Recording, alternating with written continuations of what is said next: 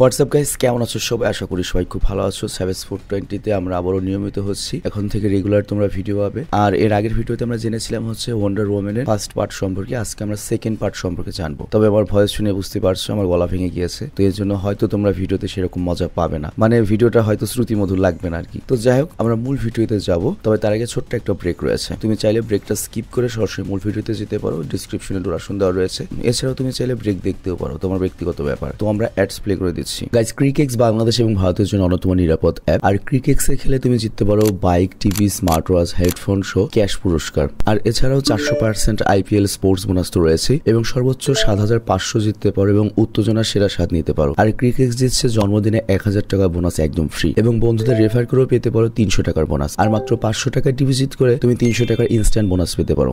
আর জেতা টাকা নিরাপদ উপায়ে তুলতে পারো। আর এদেশে বিকাশ, নগদ, রকেট উপায় আর ভারতে phone pay, Google pay, UPI এর মাধ্যমে লেনদেন দ্রুত এবং নিশ্চিন্তে করা যায়। তো পিন কমেন্ট থেকে বিনামূল্যে ক্রিকেক্স অ্যাপে রেজিস্ট্রেশন করতে পারো এবং উপার্জনের যাত্রা শুরু করতে পারো। তবে আমরা যে বিজ্ঞাপনে দেই না কেন, তোমরা জেনে শুনে বুঝে তারপর সেখানে যাবে। তো বিজ্ঞাপন শেষে আমরা মূল ভিডিওতে চলে আসলাম। তো সিনেমার শুরুতেই আমাদের ওয়ান্ডার উইমেন বা প্রিন্সেস ডায়নার ছোটবেলার কাহিনী দেখানো হয়, যেখানে আমরা দেখি যে ও এখনো সে ওদের ওই দ্বীপে রয়েছে। তো যাই হোক, ওদের দ্বীপে একটা কম্পিটিশন হচ্ছে। আর এই কম্পিটিশনে ও এত ছোট হওয়া সত্ত্বেও অংশগ্রহণ করে। আর এই কম্পিটিশনে মোট 4টি ধাপ রয়েছে। আর এই 4টা ধাপ যে পার করতে পারবে তাকেই এই দ্বীপের সবচেয়ে মহান যোদ্ধার টাইটেল দেওয়া হবে। তো যাই হোক, বাঁশি বাজে এই কম্পিটিশন শুরু হয়ে যায় এবং ডায়না তার দারুণ সব স্কিল প্রদর্শনের মাধ্যমে বাকি সব যে প্রতিদ্বন্দ্বী ছিল তাদেরকে পেছনে ফেলে সামনে এগিয়ে যায়। তো যখন সবার আগে ছিল তখন হঠাৎ করে ওর পেছনে কার রয়েছে এটা দেখার জন্য যখনই তাকায় তখন একটা গাছের সাথে ধাক্কা খেয়ে নিচে পড়ে যায়। আর এতে যেটা হয়, 4টা ধাপের যে একটা ধাপ ছিল সেই ধাপটা মাঝখানে ইনকমপ্লিট হয়ে যায়। আবার ওর বাকি প্রতিদ্বন্দ্বীরাও সামনের দিকে এগুচ্ছিল, কিন্তু ডায়নাও তো এত জলদি ছেড়ে দেওয়ার মতো পাচ্ছি নয়। ও করে কি একটা শর্টকাট রাস্তা ধরে তারপর বাকি সব কম্পিটিটরকে টেক্কা দিয়ে সরাসরি ফাইনাল রাউন্ডে চলে আসে। আর এরপর সে যখন একটা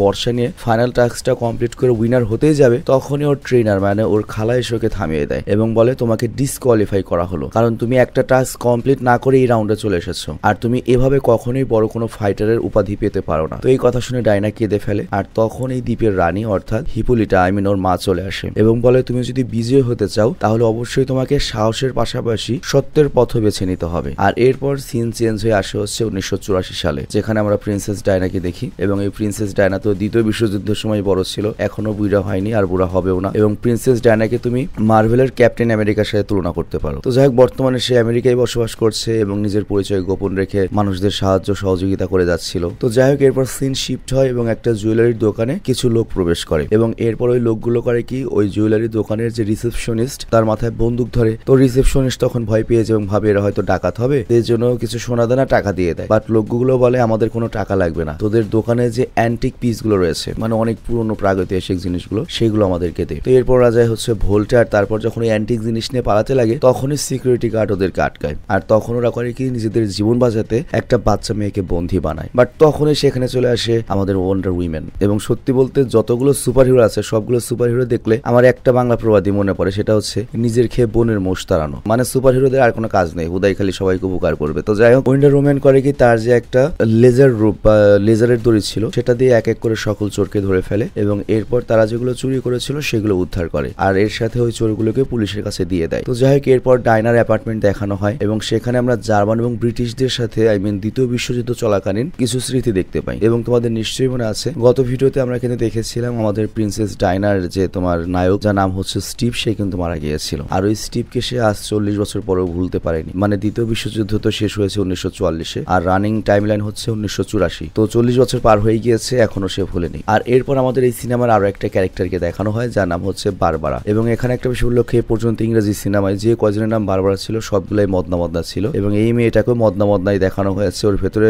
কনফিডেন্স বলে কোনো জিনিস ছিল না, আর এই কারণে ঠিক মতো হাঁটতেও পারতো না, আর তাই সবাই তাকে নিয়ে মজা করতো। তো যাই হোক, এই দৃশ্য দেখে আমার নিজের কথাই মনে পড়লো, আমিও এরকম ইন্ট্রোভার্টেড ছিলাম। রাস্তায় বেরোনোর পরে কোন পা কখন ফেলবো এটাও ভুলে যেতাম। তো যাই হোক, যদিও বারবারা ইন্ট্রোভার্টেড বা মদনা টাইপের, তারপরেও কিন্তু সে খুবই ভালো একটা জিওলজিস্ট। তো এরপর সে করে কি, ডায়নার মিউজিয়ামে আসে, কিন্তু হাঁটার সময় ফাইলগুলো পড়ে যায়। তো ডায়না এগুলো দেখে ওকে সাহায্য করতে আসে। আর বারবারা ডায়নার এই ব্যবহার দেখে মুগ্ধ হয়, কারণ ওকে তো কেউ পাত্তাই দেয় না। আর তখনই ওদের হেড আসে এবং বলে জুয়েলারি শপের কিছু অ্যান্টিক জিনিসপত্র এখানে নিয়ে আসা হয়েছে, যেগুলোর দাম সম্পর্কে বা ওগুলো কি এ সম্পর্কে আমরা জানি না। তো তিনি বারবারাকে দায়িত্ব দেন যে ওই জিনিসগুলো নিয়ে রিসার্চ করো এবং ওগুলোর কত মূল্যবান হতে পারে সেটা খুঁজে বের করো। তো যাই হোক, এরপর কাজের সময় বারবারা সেখানে একটা গ্রিন স্টোন খুঁজে পায়, কিন্তু সেখানে ওখানে ল্যাটিন ভাষায় কিছু লেখা ছিল। তো বারবারা কিছু বুঝে উঠতে পারে না, কারণ ল্যাটিন ভাষা তো যায় না। কিন্তু ডায়না অনেক ভাষা পড়তে জানতো, ল্যাটিন জানতো। তো ডায়না করে কি পাথরটা নেয় এবং লেখাপড়া দেখে এবং ওখানে কি লেখা সেটা পড়ে। তো এখানে লেখা ছিল যদি কেউ পাথরটা হাতে নেয় এবং কোনো কিছু উইশ করে তাহলে তার উইশ সত্যি হয়ে যাবে। তো এটা শোনার পরে সেখানের একজন কর্মকর্তা দুষ্টুমি করে ওই পাথরটা সে উইশ করে,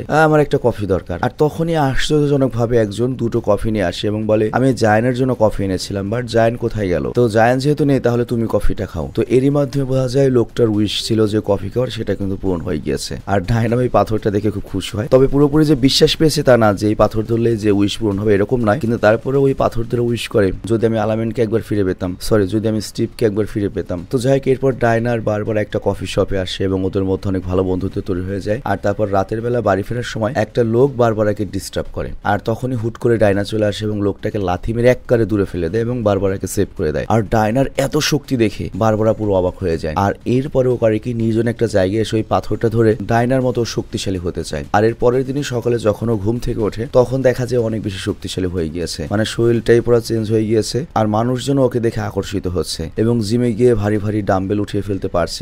ওই স্টোনটি, ওই পাথরটি ওর উৎসাহ পূরণ করে দিয়েছে। তো যাই হোক, এরপর আমরা দেখি মিউজিয়ামের ডেকোরেশনের নাম করে ব্ল্যাক বোল্ট কোম্পানির মালিক আসে, যার নাম হচ্ছে ম্যাক্সওয়েল এবং সেই হচ্ছে এই সিনেমার মেইন ভিলেন। তো যাই হোক, সে এখানে অনেক টাকা ডোনেট করে এবং বারবারাকে ইমপ্রেস করার জন্য অনেক বড় একটা পার্টি অ্যারেঞ্জ করে। কিন্তু ডায়নার তখন এসে এই ম্যাক্সকে দেখে সন্দেহ হয়, কিন্তু তখন সেই মুহূর্তে সে কিছু বলে না। তো যাই হোক, এরপর ম্যাক্সওয়েল যখন তার অফিসে পৌঁছে সে দেখতে পায় টেবিলে ওর ছেলে বসে রয়েছে। আমি বুঝলাম না ওর ছেলে চাইনিজ টাইপ কেন, মনে হয় হারামজাদা চাইনিজ বিয়ে করেছে, বাট এই সিনেমাতে ওর বুকে দেখানো হয়নি। তো যাই হোক, তখন ম্যাক্স বলে আমি বুঝতে পেরেছি তুমি এই মুহূর্তে অনেক চিন্তায় আছো, তাই না? চিন্তা করো না, তোমার বাবা সব ঠিক করে দেবে। আর এটা বলেই সে তার ছেলেকে বাইরে যেতে বলে, কারণ ওর পেছনে অনেক বড় একটা ইনভেস্টর ছিল, মানে যে ওর ব্যবসায় টাকা খাটায় কোটি কোটি টাকা ইনভেস্ট করে রেখেছে। আর এই ইনভেস্টরের নাম ছিল হচ্ছে সাইমন। তো যাই হোক, এখানে যেটা হয়েছে ওই ইনভেস্টর অনেক টাকার উপর খাটিয়েছে, কিন্তু ইন রিটার্ন সেরকম লাভ পায়নি। এই কারণে ওদের দুজনের মধ্যে কথা কাটাকাটি হয় এবং ওই ইনভেস্টর সাইমন বলে ম্যাক্স তুমি যদি 2 দিনের মধ্যে আমার টাকা ফেরত না দাও আমি তোমাকে জেলের ভাত খাওয়াবো। তো এই হুমকি দিয়ে সাইমন সেখান থেকে চলে যায়। আর ম্যাক্সওয়েল তখন পেছনে তাকিয়ে দেখে তার ছেলে এই সব কথা শুনে ফেলেছে। তো নিজের চোখের সামনে এই কিছু হতে দেখে ম্যাক্স কেঁদে ফেলে এবং বলে বাবা আমি কোনো চোর নই, আমি তার সব টাকা শোধ করে দেবো। তো যাই হোক, এর পরের সিনেই সেই পার্টির সিন দেখানো হয়। আর ওই পার্টিতে বারবার একটা মডেলের মতো ড্রেস পরে এসেছিল আর ম্যাক্স তো ওকে দেখে পাগল হয়ে যায়। আর তারপর ভিড়ের মধ্যে থেকে ওকে এক সাইডে নিয়ে এসে অনেক প্রশংসা করে সৌন্দর্যে। তো যাই হোক, এখানে ম্যাক্সের মূল উদ্দেশ্য হচ্ছে সে জানে বারবারের কাছে ওই পাথরটা রয়েছে এবং বারবারের কাছ থেকে ওই পাথরটা নিয়ে নেওয়ার জন্য মূলত ম্যাক্স এত কিছু প্ল্যান করেছে। তো যাই হোক, এরপর সে করে কি বারবারাকে প্রেমের উস্কানি দিয়ে ওকে নিয়ে মিউজিয়ামে যায় এবং ওর সাথে মনে করে ইন্টিমেট হতে হতে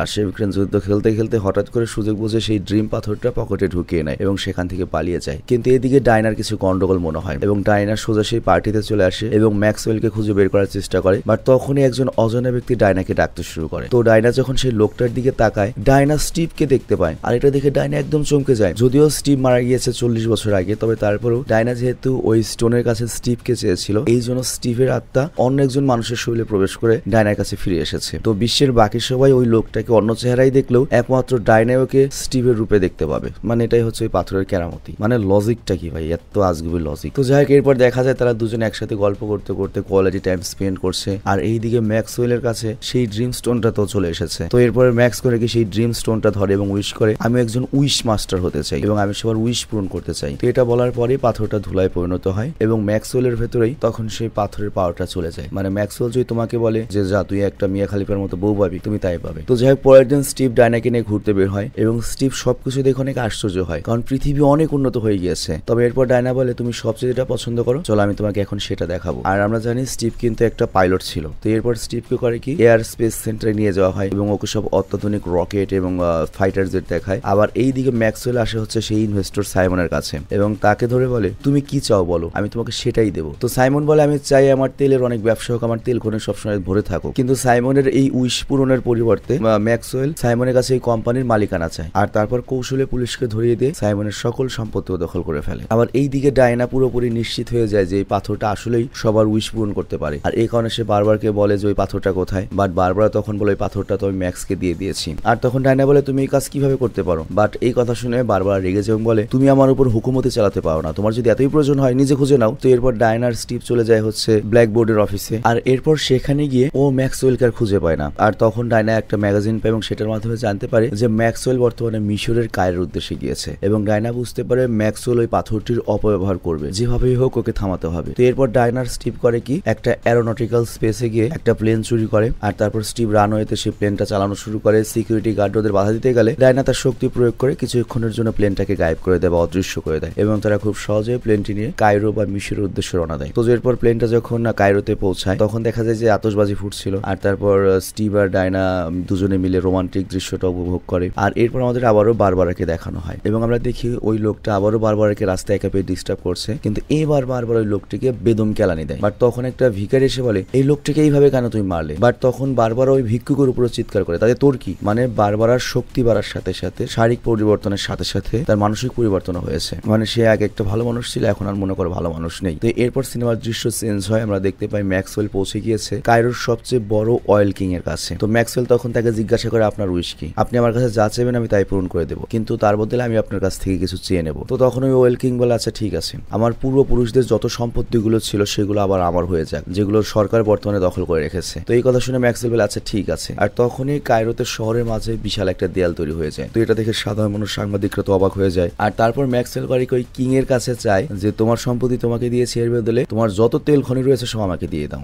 আর তখন কায়রোর কিং বলে আমি তো গতকালে আমার সমস্ত তেলের কূপ বিক্রি করে দিয়েছি, আমেরিকার কাছে বিক্রি করে দিয়েছি, তোমার একটু দেরি হয়ে গিয়েছে আসতে। তো এই কথা শুনে ম্যাক্সওয়েল অনেক বেশি রেগে যায় এবং বলে তেলের কূপ নেই তাই কি হয়েছে, তোর কাছ থেকে আমি সবকিছু কেড়ে নিয়ে গেলাম এবং তোর সিকিউরিটি গার্ডও। তো এটা বলে সেই কায়রোর কিমকে হুমকি দিয়ে তার সিকিউরিটি ফোর্স কিনে সেখান থেকে চলে যায়। তো এখানে একটা লজিকলেস যে একটা ব্যাপার চিন্তা করো, ম্যাক্সওয়েল ও তো অন্যের ইচ্ছাই পূরণ করতে পারে আর ওর মেন উদ্দেশ্য কি টাকা, ওটা তো উইশ করলেও পেতে পারে। তাহলে এতজনের উইশ পূরণ করে পুরো দুনিয়ার মধ্যে বিশাল বড় দেয়াল করে দিতে পারে, তাহলে তেল বেচে টাকা আনতে হবে কেন? ওর নিজের উইশেই তো নিজে টাকার মালিক হতে পারে, কোটিপতি হতে পারে, আমেরিকার প্রেসিডেন্ট হতে পারে। মানে এই জায়গাটা আমি বুঝলামই না। তো যাই হোক, এরপর ম্যাক্সওয়েল যখন রাস্তা দিয়ে যাচ্ছিল তখন ডায়না আর স্টিভও সেই রাস্তা দিয়ে যাচ্ছিল আর তখন ডায়না ওদেরকে দেখে ফেলে। আর ওই মুহূর্তে ডায়না করে কি ওয়ান্ডার উইমেনের পোশাকটা পরে এবং বেরিয়ে এসে ম্যাক্সওয়েলের কাছে গিয়ে বলে ওই পাথরটা কোথায়? ম্যাক্সওয়েল তখন ডায়নাকে বলে ওই পাথর তোমার সামনে রয়েছে। বাট এই কথা ডায়না বুঝতে পারে না। আর তখন ম্যাক্সওয়েলের অর্ডারে সিকিউরিটি ফোর্স করে কি ডায়না এবং স্টিভকে অ্যাটাক করে। আর তখন ওয়ান্ডার উইমেন বা ডায়নাও করে ওদেরকে মারতে থাকে, এক এক করে সবকে মারতে থাকে। বাট এরপরেই ম্যাক্সওয়েল করে একটা মিসাইল লঞ্চ করে যেটা বাচ্চাদের উপর প্রায় পড়তেই গিয়েছিল। তো ডায়না কখনোই চাইতো না যে তার লড়াইয়ের মাধ্যমে কোনো বাচ্চার জীবন যাক। তো এর জন্য ডায়না করে কি তার লেজার রোপ ইউজ করে মিসাইলটা আটকে দেয় এবং অনেক বাচ্চার জীবন বাঁচায়, কিন্তু এর ফলে ওর শরীরে অনেক বেশি আঘাত পায়। তো এখানে একটা মজার কথা বলি, এই ডায়না হচ্ছে ইসরায়েলি এবং সেই ইসরায়েলি সেনাবাহিনীর গাজা যে তোমার হত্যাযজ্ঞ চালিয়েছে তার সবচেয়ে বড় সাপোর্টার। তো বিশ্বাস না হলে তুমি ইউটিউবে দেখো, অথচ নাকি এখানে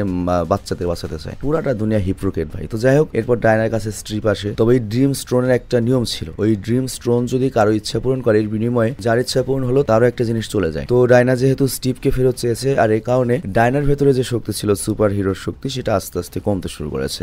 এরপরে ডায়না করে কি সরাসরি কল করে মিউজিয়ামে থাকে বারবারাকে এবং বলে তুমি পাথরটি সম্পর্কে আরো ভালো মতো রিসার্চ করো এবং আমাকে দ্রুত জানাও এই সম্পর্কে তুমি যতদূর জানতে পারো। তো এরপর বারবারা করে কি একটা ইন্ডিয়ান তান্ত্রিকের কাছে পৌঁছা, যার নাম হচ্ছে মনোজ। আর ডায়না আর স্টিভও সেই মনোজের কাছে যায়। আর এরপর মনোজ করে কি একটা বই বের করে এবং বলে এই পাথরটি অনেক হাজার বছর আগে গড অফ লাইস ডলাস এই পাথরটি খারাপ কাজের জন্য বানিয়েছিল এবং যুগে যুগে রাজার এই পাথরটি পেতে চেয়েছিল বলেই অনেক সভ্যতা শেষ হয়ে গিয়েছে। আর এখন তো এই পাথরও শেষ হয়ে গিয়েছে, এখন আর কিছু করার নেই। বাট ডায়না তখন বলে অবশ্যই কোনো না কোনো সমাধান রয়েছে, তুমি খুঁজে বের করো। তখন মনোজ বলে সমাধান তো বইতেই লেখা রয়েছে, এটার সমাধান হলো এই পাথরটিকে নষ্ট করে দাও কিংবা যে যেটা উইশ করেছিল সেটা আবার ফিরিয়ে দাও। আর এইদিকে ম্যাক্সওয়েল অনেক বেশি অসুস্থ হয়ে পড়ে আর তখন ম্যাক্সওয়েল করে কি তার ছেলের কাছে যায় আর ছেলে তখন বলে বাবা তুমি কি অসুস্থ? বাট ম্যাক্সওয়েল ওই কথার উত্তর না দিয়ে উল্টো ছেলেকে প্রশ্ন করে বাবা তুমি আমার কাছে যা খুশি তাই চাইতে পারো। বাট তখন ম্যাক্সওয়েলের ছেলে ওকে বলে আমি চাই আমার বাবা অনেক বড় মাপের একটা সফল ব্যক্তি হোক। আর তখন ওর বাবা অনেক ঘাবড়ে যায় এবং বলে এত টাকা পয়সা থাকতে আমার ছেলেটা কি চাইলো? তো ছেলের এই ইচ্ছা পূরণ করার জন্য সে সোজা চলে যায় হচ্ছে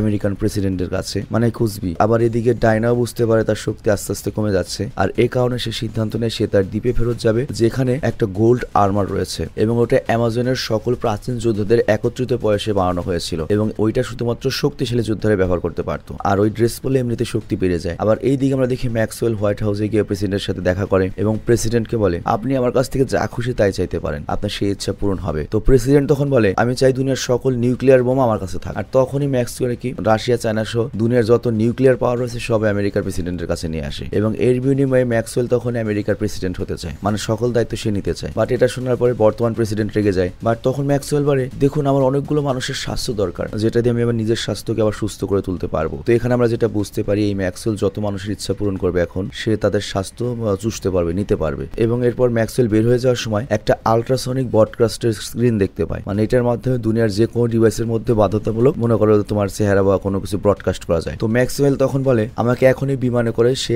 আল্ট্রাসনিক ব্রডকাস্টের কাছে নিয়ে চলো, আমি পুরো দুনিয়ার মানুষের ইচ্ছা পূরণ করতে চাই। বাট তখনই সেখানে ডায়না চলে আসে এবং ম্যাক্সওয়েলকে থামানোর চেষ্টা করে। আর ম্যাক্স আর ডায়নার মধ্যে ফাইট শুরু হলো, তখন এখানে চলে আসে বারবারা এবং বারবারা আর ডায়নার মধ্যে চমৎকার একটা ফাইট হয়। মানে বুঝতেই পারছো বারবারা তো ওই পাথরের কাছ থেকে ডায়নার মতো শক্তিশালী হতে চেয়েছিল, মানে বারবারার মধ্যে এখন সুপার হিউম্যানের পাওয়ার চলে এসেছে, আর তাই ডায়না বারবারার সাথে পেরে ওঠে না। তাছাড়া ডায়নার শক্তিও কিন্তু কমে এসেছে, তো ডায়না এখানে সুবিধাই করতে পারে না এবং বারবারা ওই তার ক্ষমতা কাজে লাগিয়ে ম্যাক্সওয়েলকে নিয়ে সেই ব্রডকাস্টের কাছে চলে যায়। আর এরপর আমরা দেখি স্টিভ ডায়নাকে সামলায়, আর অন্যদিকে পুরো দুনিয়ার বেহাল অবস্থা, কারণ ম্যাক্স অনেক মানুষের ইচ্ছা পূরণ করায় মানুষদের মধ্যে আবল তাবল মারামারি শুরু হয়ে গিয়েছে। কেউ রাজা হইতে চেয়েছে, ওটা হতে যাচ্ছে, কেউ ক্ষমতাশালী হতে চেয়েছে, বুঝতেই পারছো। আর তখন স্টিভ ডায়নাকে বলে একটা কাজ করো, তুমি তোমার ইচ্ছাটা ফিরিয়ে নাও, তাহলে তুমি তোমার শক্তি ফেরত পাবে। কারণ অনেক কষ্টের পরে 40 বছর পরে সে স্টিভকে ফেরত পেয়েছে। কিন্তু তখনই ডায়নার তার মায়ের বলা কথা মনে পড়ে। তার মা বলেছিল একজন মহান যোদ্ধা সেই ব্যক্তি যে সাহসিকতার সাথে সত্যকেও মোকাবেলা করে। তো এই কারণে ডায়না এখন চিন্তা করে সত্যকেই গ্রহণ করতে হবে, কারণ স্টিভ বেঁচে নেই। তো এই জন্য ডায়না করে কি তার উইশটা ফিরিয়ে নেয়, আর স্টিভও আস্তে আস্তে ভ্যানিশ হয়ে যায় এবং ডায়না তার পুরো শক্তি আস্তে আস্তে পেতে থাকে।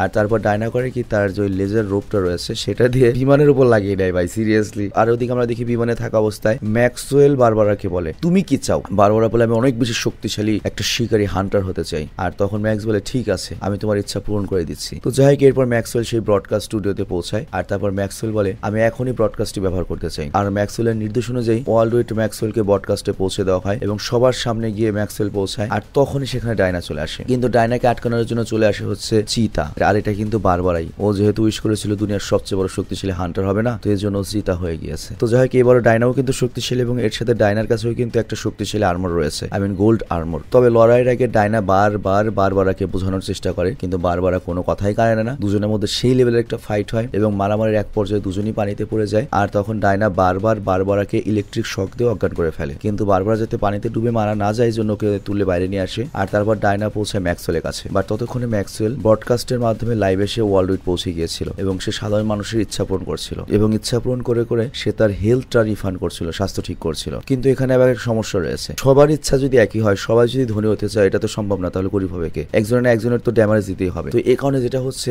একদিকে ইচ্ছা পূরণ হচ্ছিল, আরেকদিকে ক্ষতি হচ্ছিল আরেকটা। আবার ম্যাক্সওয়েলের এত শক্তি বৃদ্ধি পেয়েছিল যে ডায়না ওর সামনে আসতেই পারছিল না। তো যাই হোক, এরপর ওয়ান্ডার ওম্যান ডায়না যখন ম্যাক্সওয়েলের সাথে লড়াই করতে ব্যর্থ হয়, তখনই ডায়না করে কি তার ওই লেজার রূপটা ব্যবহার করে ওই ব্রডকাস্টের যে ক্যামেরা সেটা নিজের দিকে ঘুরিয়ে নেয় এবং এতক্ষণ ম্যাক্সওয়েল যে ব্রডকাস্ট ইউজ করছিল, ডায়না করে সেই ব্রডকাস্টে ঢুকে যায় এবং দুনিয়ার সবার উদ্দেশ্যে বলে এতক্ষণ আপনারা যারা আপনাদের উইশ পূরণ করেছিলেন, এর বিনিময়ে আপনারা আপনাদের স্বাস্থ্য এবং প্রিয় বস্তুকে অবশ্যই হারাবেন। নিজেদের সবকিছু হারানোর পরিবর্তে আপনারা দয়া করে এখনই উইশ করা বন্ধ করে দিন। আর তারপর ডায়না সবাইকে একটা ভিজুয়াল দেখায়, মানে ভবিষ্যৎবাণী দেখায় যেটা হতে চলেছে। অ্যাকচুয়ালি দুনিয়ার সবাই যখন উইশ করেছে তখন এই দুনিয়ার সবচেয়ে বড় একটা ক্ষতি, মানে দুনিয়া খতমের দিকে চলে এসেছে, পুরো দুনিয়া ধ্বংস হয়ে যাবে এবং অলরেডি দেখা যাচ্ছে এটার ইম্প্যাক্ট পড়ে গিয়েছে। কেউ পরিবার হারিয়েছে, কেউ বাড়িঘর হারিয়েছে, কেউ পাগল হয়েছে। মনে করো তোমার উইশ তুমি অমুকের বউ নেবে, তাহলে তো তার কাছ থেকে তার বউটা চলে আসলো, অমুকের বাড়ির মতো তোমার স্বপ্ন। মানে বুঝতেই পারছো ব্যাপারটা গ্যাঞ্জাম কিভাবে লাগছে। তো এটা বুঝতে পারার পরে সব লোকেরা করে কি তাদের উইশ ফেরত নেওয়া শুরু করে। আর এখানে ডায়না ও ম্যাক্সওয়েলকে একটা দৃশ্য দেখায় যেখানে তার ছেলেকে দেখানো হয় এবং দেখানো হয় ম্যাক্সওয়েলের ছেলে একা ঘুরছে এবং ওর সাথে বাবা নিয়ে ওর দিন দিন একা হয়ে যাচ্ছে। তো এইভাবে ম্যাক্সওয়েল তার সমস্ত শক্তি ছেড়ে দেয় এবং পৃথিবীর প্রত্যেকটা উইশ যে পূরণ হয়েছিল সেগুলো আবার আগের মতো হয়ে যায়। ম্যাক্সওয়েল তার ছেলেকে ফিরে পায় আর এভাবেই পৃথিবীর ওপরে আসে অনেক বিপদটা কেটে যায়। কিন্তু আমার কথা হলো পৃথিবীর ওপরে যে এই যে তোমার বোমের মতো একটা জিনিস দেখলাম, এটা কে পাঠাইলো ভাই? পৃথিবীর বাইরে কারো বুঝাইছে? তো যাই হোক, এরপর ডায়না দেখতে পায় পৃথিবীর সবাই হেলেসে খেলে ক্রিসমাস ডে পালন করছে। আর শেষের দিকে ডায়না দেখে যে লোকটার দেহের ভেতরে স্টিভের আত্মা ঢুকেছিল সেই লোকটাও এখানে ঘুরে বেড়াচ্ছে। তো ওই লোকটি ডায়নাকে বলে আমি কি তোমাকে কোনোভাবে চিনি? উত্তরে ডায়না বলে হ্যাঁ, তুমি আমাকে চেনো, আমি তোমাকে চিনি। আর এরই সাথেই এই লজিকলেস সিনেমাটি শেষ হয়ে যায়।